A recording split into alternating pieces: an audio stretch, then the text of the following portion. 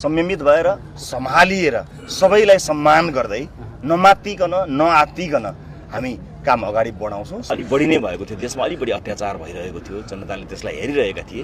त्यसकारणले जनताले हेरिरहेका हुन्छन् भन्ने कुरा नेतृत्वले हामीले पनि अब बिर्सनुहुन्न, हिजोकाले पनि बिर्सनु हुँदैन थियो। तर जे जस्तो भए पनि अब यसलाई परिणाममा बदल्ने एउटा ठुलो जिम्मेवारी हामीलाई आएको छ। पछाडि फर्केर जानुभन्दा पनि अगाडिको बाटो हेर्नु हाम्रो लागि राम्रो। कहिले पनि जमिन छोडेको छैन, मैले खुट्टा जहिले पनि जमिनमै गाडेको छु।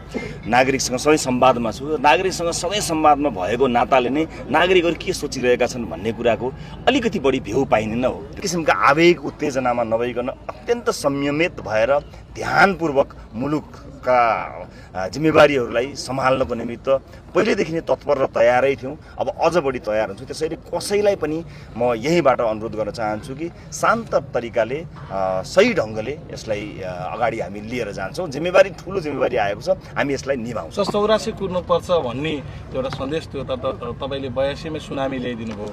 यो सुनामी भन्ने शब्द अहिले सर्वत्र चर्चामा पनि छ तपाईँको कारण होइन। यो सुनामी आउला भन्ने यो अहिले जुन रूपमा छ नि, अहिले पनि मतान्तरको हिसाबले तपाईँले अपेक्षा गर्नुभएको थियो होइन। तपाईँले अघिल्ला अभिव्यक्तिहरू हेर्नुभयो भने हामीले अपेक्षा गरेर नै पनि भनेकै पनि र मैले कारागारबाट जारी गरेको 19 पेजको जुन एउटा डकुमेन्ट थियो त्योदेखि राष्ट्रिय भेलामा गरेका अभिव्यक्ति सबै कुराहरूले हामीले नागरिक के सोचिरहेका छन् भन्ने कुराको केही अनुमान त हुनैपर्छ नेतृत्वलाई। यो क्षेत्रको चाहिँ अब तपाईँ हाम्रो अभिभावक हुँदै यो क्षेत्रको विकासको लागि तर तपाईँको सही काममा साथ सहयोग रहन्छ र चित्त नबुझेको कुरामा त सानो मैदानमा भरतपुर 25। मेरो समस्या त यो घुँडा दुख्ने थियो। म वैदिकमा गएर अनि चेकअप गरेर औषधि चलाइदिनु भयो, राम्रो हुँदै गयो, अहिले राम्रो छ। जनताले गरेको यो अपार माया र विश्वास जुन प्रारम्भिक रूपमा देखिएको छ त्यसले हामीलाई ठुलो जिम्मेवारी दिएको, इतिहासले नै सबैभन्दा बढी जिम्मेवारी दिएको महसुस भएको छ। पछिल्लो परिवर्तन पछिको यति ठुलो जिम्मेवारी भनेको यो सामान्य कुरा होइन। यसले एकदमै धेरै जिम्मेवार, जितहारभन्दा माथि यसले जिम्मेवार बनाएको महसुस गरेको। जस्तो 84 कुर्नुपर्छ भन्ने एउटा सन्देश थियो। तपाईँले 82 मै सुनामी ल्याइदिनु भयो। यो सुनामी भन्ने शब्द अहिले सर्वत्र चर्चामा पनि छ तपाईँको कारण होइन।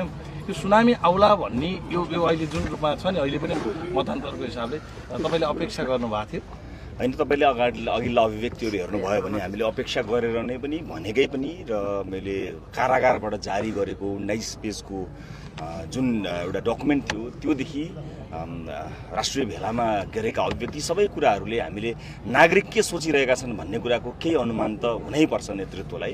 मैले कहिले पनि जमिन छोडेको छैन, मैले खुट्टा जहिले पनि जमिनमै गाडेको छु।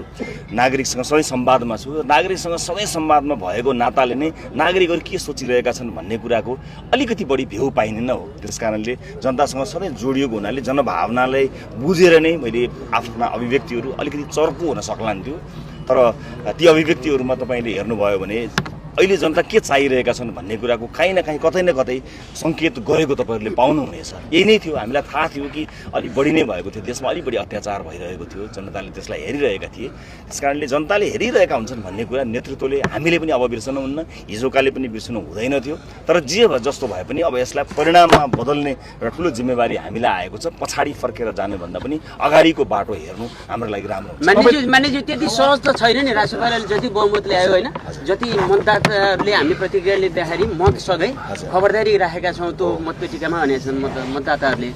त्यति सजिलो त छैन नि। यो त फलामको ढुङ्गा सभा जस्तो सरह छ, कसरी लैजान्छ? सजिलो छैन, असम्भव पनि छैन। हामी यसलाई व्यवस्थित ढङ्गले सबैलाई त्यो कुनै आतङ्कित गर्ने हिसाबले होइन कि मातिएर होइन कि म तपाईँहरू मार्फत रासोपाका सम्पूर्ण अहिले विजय भइराख्नुभएका साथीहरूलाई र देशैभरि रासोपा समर्थकहरूलाई के भन्न चाहन्छु भने हामी संयमित हुनुपर्छ, हामी उत्तेजित हुनु भएन। अब हाम्रो अभिव्यक्तिहरू अझ बढी जिम्मेवार हुनुपर्छ। प्रतिपक्षीलाई होच्याउने, गालीगलौज गर्ने जस्ता क्रियाकलापहरू तत्काल बन्द हुनुपर्छ। सम्मान, लोकतन्त्र भनेको फरक मतको सम्मान हो, जनताले दिएको जिम्मेवारी हो। जनताले चाह्यो भने खोज्न सक्छन्, यसै गरी अझ योभन्दा पनि खराब तरिकाले खोज्न सक्छन्। त्यसकारणले कसैले पनि यसलाई चाहिँ उन्मादको विषय बनाउने, यसबाट चाहिँ अलि बढी हेप्ने, प्रतिपक्षलाई अथवा आफू अलि बढी मातिएको जस्तो गर्ने कसैले पनि गर्नु हुँदैन। हामी सम्पूर्ण निकायलाई म यहीँबाट के बताउन चाहन्छु भने सम्पूर्ण निकायहरू, राज्यका सम्पूर्ण तह र तबकाका विभिन्न निकायहरू,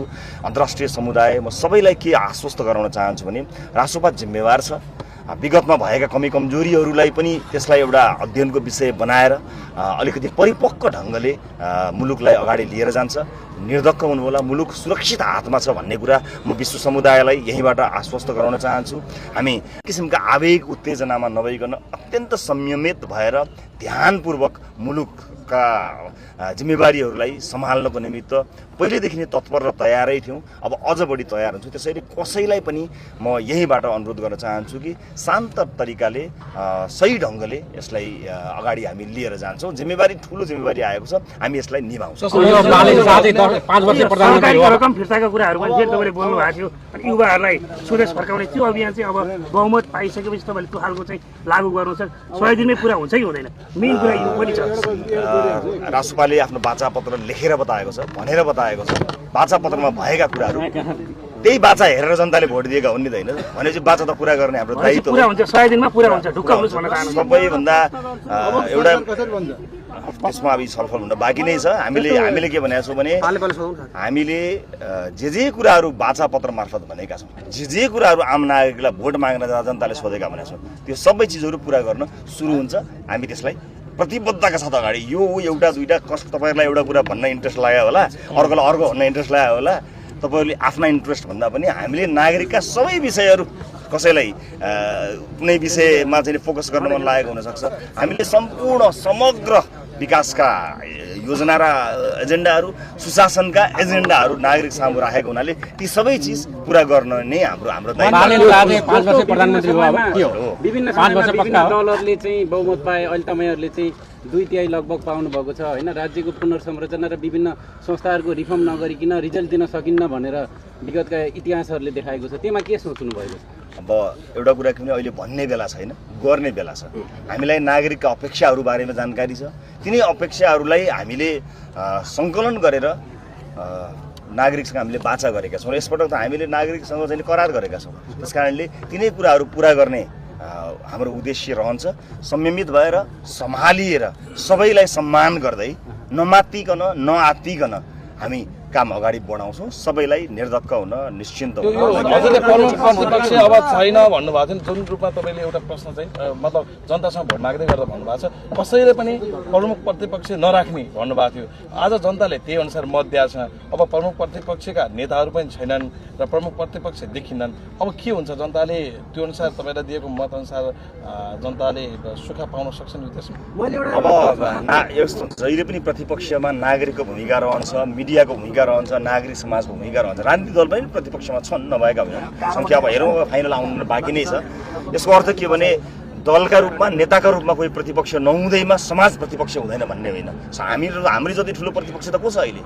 नागरिकको यत्रो अपेक्षा हाम्रो लागि प्रतिपक्ष होइन र? नागरिकले गरेको यत्रो आश हाम्रो प्रतिपक्ष होइन र? आज हिजोसम्म पो उहाँहरूले भोट खसाल्नु भयो, अब त आफूले खसालेको भोटको हिसाब माग्नुहुन्छ।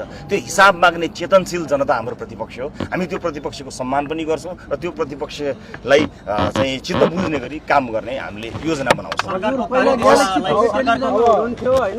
म चाहिँ ग्यालेक्सी फोकेमा हजुर निस्केपछि रिपोर्टिङ पनि गरेँ। मैले यो अगाडि धेरै पटक प्रश्न सोध्न पनि खोज्थेँ, साथीहरूले सोध पनि भन्थे होइन। तर मैले अब तपाईँहरूलाई सोध्दैछु, मेरो 9-10 महिनाको स्यालेरी पनि आएको छैन ग्यालेक्सी फोकेको। रवि के अरे जीबी राई चाहिँ फरार हुनुहुन्छ, उहाँ चाहिँ तपाईँले उहाँलाई पूर्ण रूपमा साउ बनाएर जानुभएको भन्ने कुरा छ।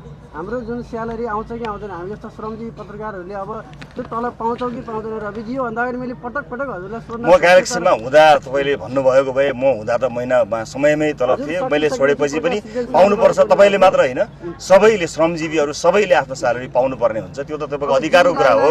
ल्याएर हाम्रो तलब दिने वातावरण यहाँले बनाइदिनु हुन्छ कि हुन्न? अब ल्याए पनि नल्याए पनि तपाईँले पाउनुपर्ने अधिकार नै हो। यी अलग दुईवटा अलग अलग जिम्मेवारी हुन्। ती सबै जिम्मेवारी पुरा गर्नको लागि हामी प्रतिबद्ध छौँ।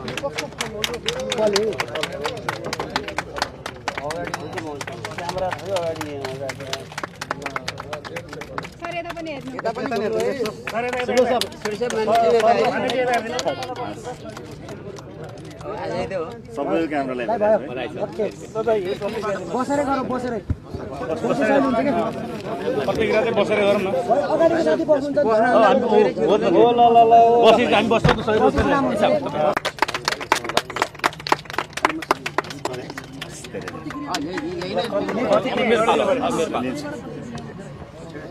एक्चुअली यहाँ सेलिब्रेट गर्नु है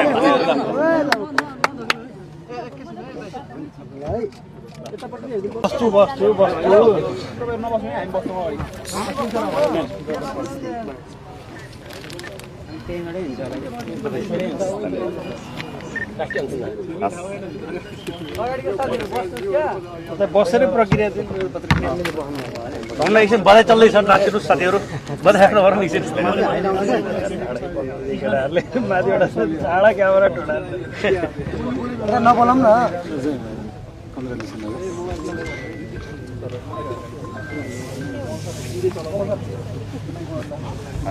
धन्यवाद हाम्रो निर्वाचन अधिकारी पहिला पनि भेट भएको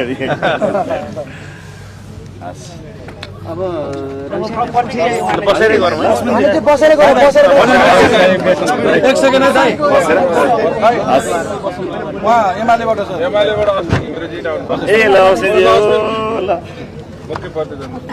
ल एकदमै स्वस्थ प्रतिस्पर्धा गरियो यो प्रतिस्पर्धा मात्रै होइन भाइ यो जित हार व्यावहारिक रूपमा जिते एमाले अहिले प्राविधिक रूपमा व्यावहारिक रूपमा सबै जित्नु भएको छ